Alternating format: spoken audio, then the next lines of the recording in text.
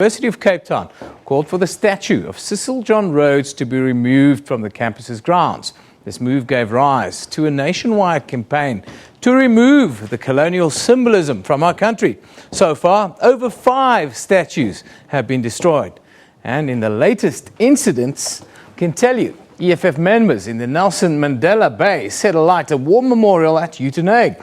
On Sunday, members of the EFF claimed responsibility for defacing the statue of Paul Kruger in Pretoria's Church Square. Now, Afri Forum have launched a campaign to save the statues, saying the destruction of colonial statues will only polarise South Africa further.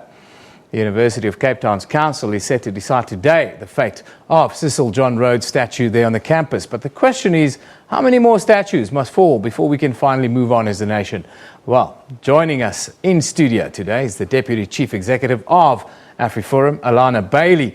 And unfortunately, they pulled a no-show, the EFF, true to form, a revolutionary movement they call themselves, but they pull no-shows quite often. And Mbuyiseni Ndlozi, you confirmed last night with us that you will be here today. Unfortunately, you are not. Poor form. But we'll continue with this discussion because this is a very important discussion to have. Good morning to you, Ms. Bailey. Thank you for joining us. Good morning, Eben, and good morning to the viewers. Now, we've seen the kind of stuff that's been going on in the last week or so. What is your response to what the EFF has done going around the country, vandalizing these symbols of yesteryear and colonialism, really? Sadly, vandalism isn't a new thing when it comes to our monuments. In the past, we've seen that people trying to get scrap metal vandalized monuments, or people with graffiti. And I think worldwide that's a big problem that we have in the field of heritage. But now it's an ideological agenda, and that concerns us because now it polarizes communities. They attach a lot of emotional value to symbols of the past. Even if you don't agree with symbols of the past, it still has an emotional impact. And when we see graphic images such as a statue being set alight, or where we have a statue that commemorates the role of horses in war, and you see that that is also being dismantled, then it sends a very negative message about the whole social cohesion in South Africa. Common sense, they say, is often not that common, ma'am. I want to ask you about the importance for you at Afri Forum of preserving these statues. How would you like to see this process proceed?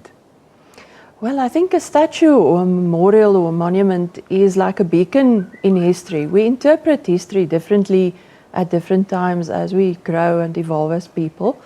And that doesn't mean the beacon has to be removed. It remains in sight, and then, like we've had in the last few days, you can have a debate about its significance, which is very positive. It's part of democracy. And therefore we feel, rather than taking anything away, we can talk on where a monument will be relevant, whether it should be located in a different space or not. And then we should also talk about which monuments still have to be added. Also to portray events in our own time, but also if a vision of the past had been biased, to balance the historical portrayal that we have in public spaces. Monuments aside, they only came into the public spectrum because of what's happened the last couple of weeks and months. Isn't it more important for us to have dialogue amongst each other, trying to understand each other's points of view before we become so emotional about these exact type of actions?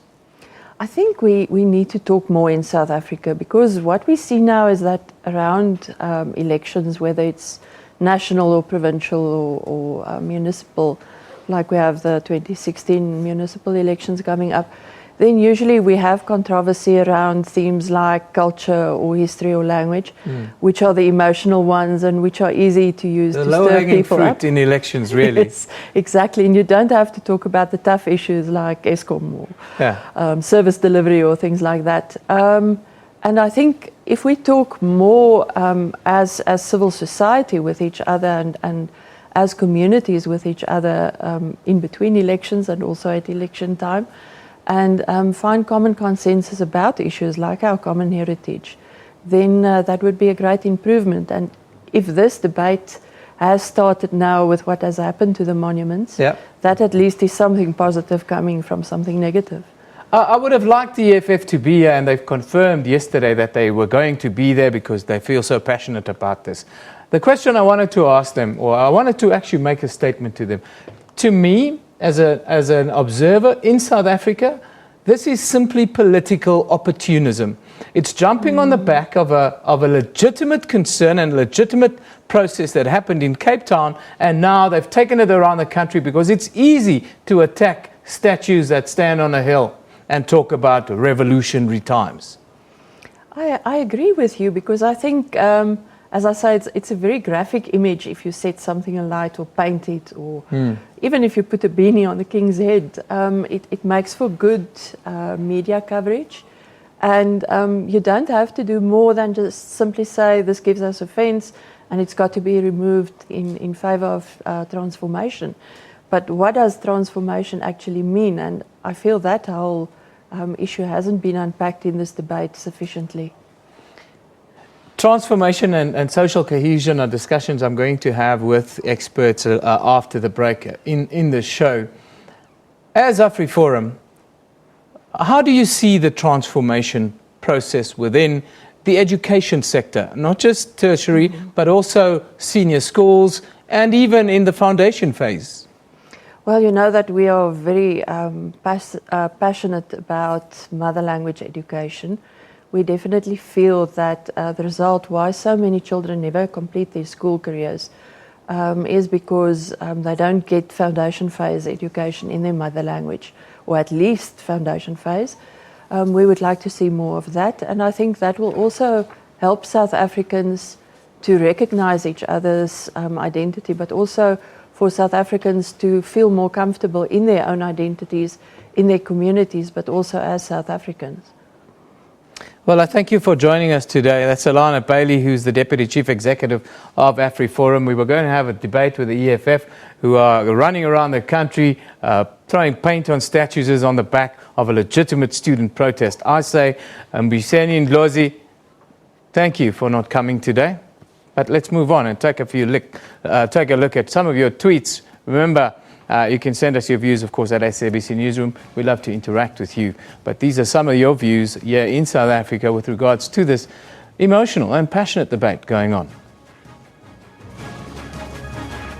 Dodo says, they must also lock up our grandparents since they remind us of apartheid. 25 April, my birthday, says, why are we destroying them? They are the sign to remind us where we come from. Yes, that is what President Jacob Zuma said during the State of the Nation address in Parliament.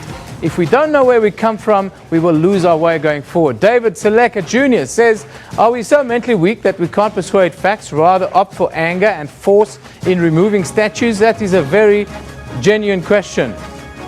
Bongile Makinisi says, this is not helping South Africans. The history of our country need not be destroyed but preserved. Good or bad? Correct. Absolutely. That was the question that the EFF did not come into face this morning. Megan Furness says, what happens after Rhodes must fall? I hope this is a beginning and not an end. Well, transformation is very much the discussion point. How do we transform our society? How do we meet each other halfway? How do we maintain the rainbow dream?